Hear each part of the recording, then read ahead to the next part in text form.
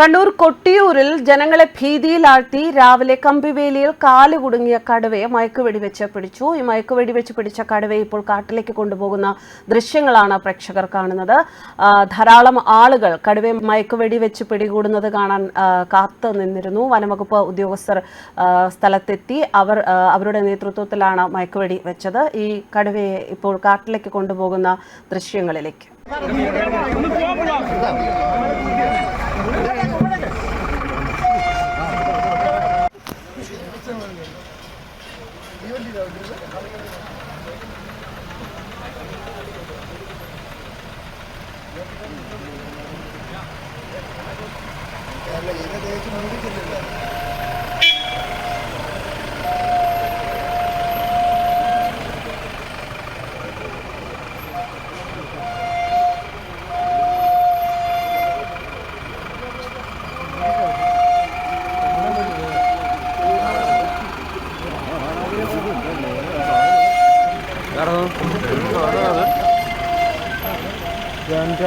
മോനെ കണ്ടോ?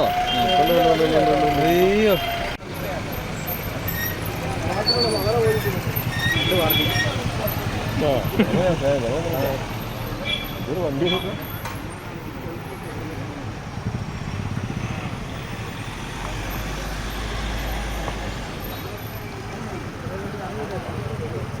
RRT വയനാട് ആളാണ് അവരാണ് വെടിവെക്കുന്ന ടീം. RRT നമുക്ക് വെടിയാ മതിയാ. പോയിട്ട് ആനയെ പിടിക്കും. നിങ്ങളെ കൊണ്ട് പറ്റും അല്ലേ? ആ പൊട്ടിച്ചല്ലേ പൊട്ടിച്ചു. അങ്ങനെ പുലിനെ പിടിക്കാൻ വേണ്ടി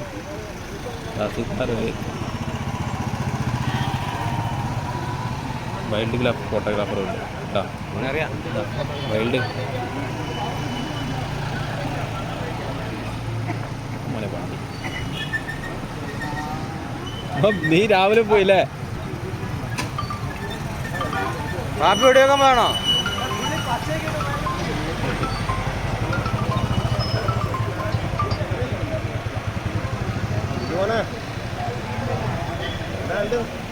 എന്റെ വീടിന്റെ മുമ്പിലിരിപ്പുണ്ട്.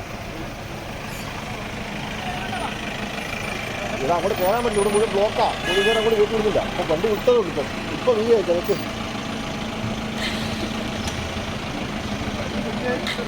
പത്രത്തെ വീടില്ലേ? നോക്കട്ടെ നോക്കിയിട്ട് പറയാം. നോക്കട്ടെ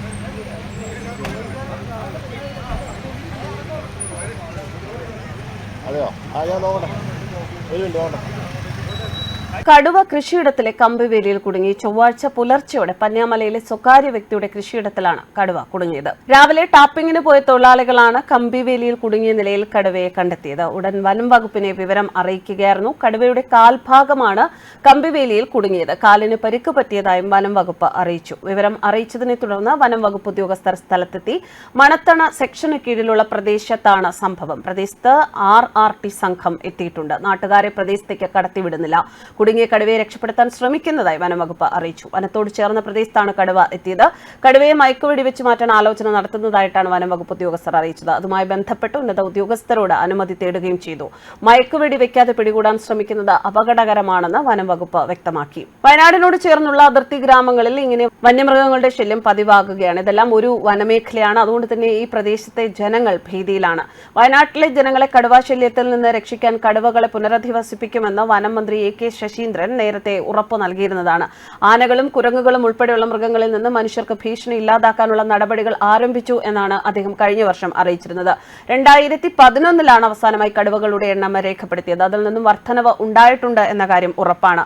കടുവകളുടെ എണ്ണത്തെ ഉൾക്കൊള്ളാനുള്ള ശേഷി വനത്തിനും കുറഞ്ഞിരിക്കുന്നു. പ്രശ്നം പരിഹരിക്കാനുള്ള നടപടികൾ ആരംഭിച്ചു എന്ന് മന്ത്രി പറയുന്നതല്ലാതെ ഒന്നും നടന്നിട്ടില്ല എന്ന് തന്നെയാണ് ഇപ്പോഴും നടക്കുന്ന ഈ വന്യമൃഗങ്ങളുടെ ഈ ജനവാസ മേഖലയിലെ ഈ ചുറ്റിക്കറങ്ങൽ കൊണ്ട് മനസ്സിലാക്കേണ്ടത്. കടുവ കടുവകളെ വയനാട് വനത്തിൽ നിന്നും മാറ്റേണ്ടതുണ്ട് എന്നതാണ് ഉയർന്നിരുന്ന ഒരു അഭിപ്രായം.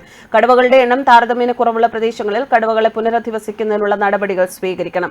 നെയ്യാർ, പറമ്പിക്കുളം വന്യജീവി സങ്കേതങ്ങളുമായി ഇക്കാര്യം ചർച്ച ചെയ്യാനുള്ള അവസരമുണ്ട്. മറ്റ് സംസ്ഥാനങ്ങളുമായും ഇക്കാര്യം ചർച്ച ചെയ്യുന്നുണ്ട് എന്നാണ് സർക്കാർ അറിയിച്ചിരുന്നത്. കടുവകളെ ആവശ്യമുള്ള സ്ഥലങ്ങളിലേക്ക് അവയെ മാറ്റാം. സമാന്തരമായി ചെന്നൈയിലെ ഒരു ഏജൻസിയുമായി സഹകരിച്ച് നിലവിലെ കടുവകളുടെ എണ്ണം കണ്ടെത്താൻ സെൻസസ് നടത്തുമെന്നും മന്ത്രി പറഞ്ഞിരുന്നു. പക്ഷേ അത് എങ്ങുമെത്തിയിരുന്നില്ല.